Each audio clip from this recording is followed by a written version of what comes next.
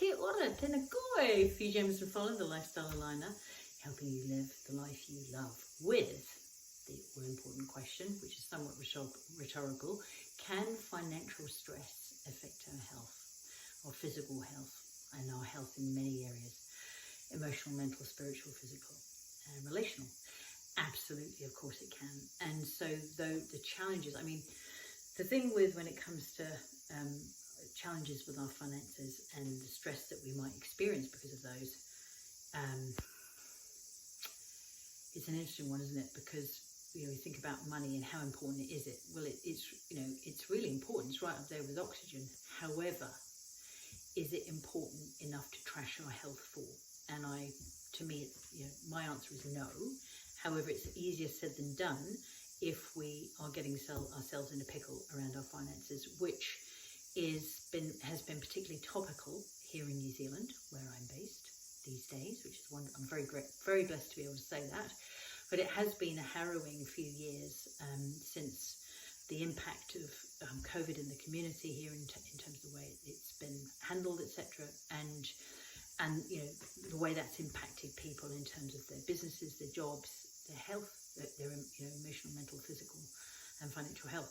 And then just more recently with flooding that we've had through this interesting summer, and also through the cyclone and then other impending cyclones, and the way that has really flattened various areas literally of New Zealand. It's been a huge concern for many people in terms of the way that's impacted their finances. And so a whole range of challenges that we can experience when it comes to our physical health, from anxiety, depression, migraines, headaches, gastrointestinal, so irritable bowel, or all sorts of issues that we can experience because of the way that we're doing our best to, or what we're experiencing when it comes to the worry with finances.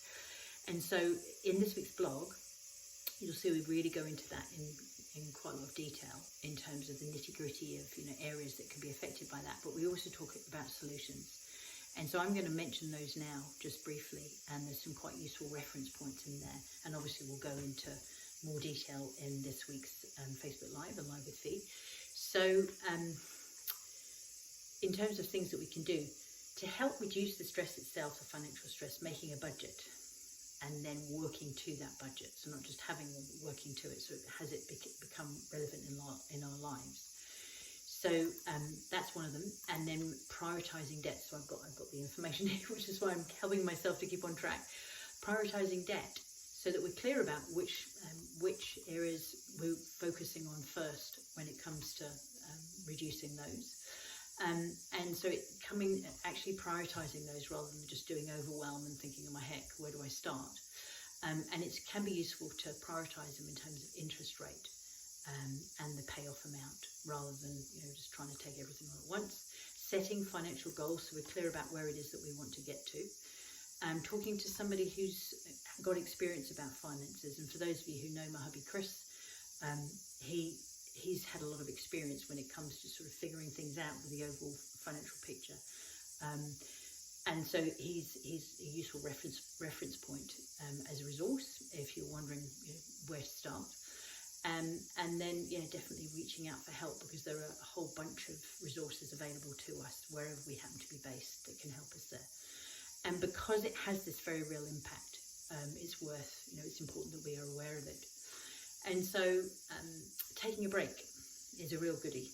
For me, just pausing, no matter what's going on, taking 5, getting outside, even if it's raining, ideally undercover, wrapping up if it's winter, which is going to be upon us soon, seemingly, and having that break, it just can change everything. So let me see. It goes through this very specifics in terms of areas that can be affected. Okay, so what is it that we can do? Exercising, so having that break and actually moving our bodies. That can have a huge effect.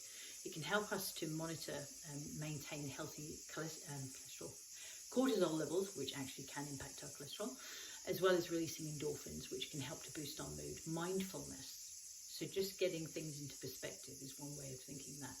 And visualization, meditation, social support, so social networks, connecting with people, loved ones, looking at the food that we're eating, because we are what we ate after all.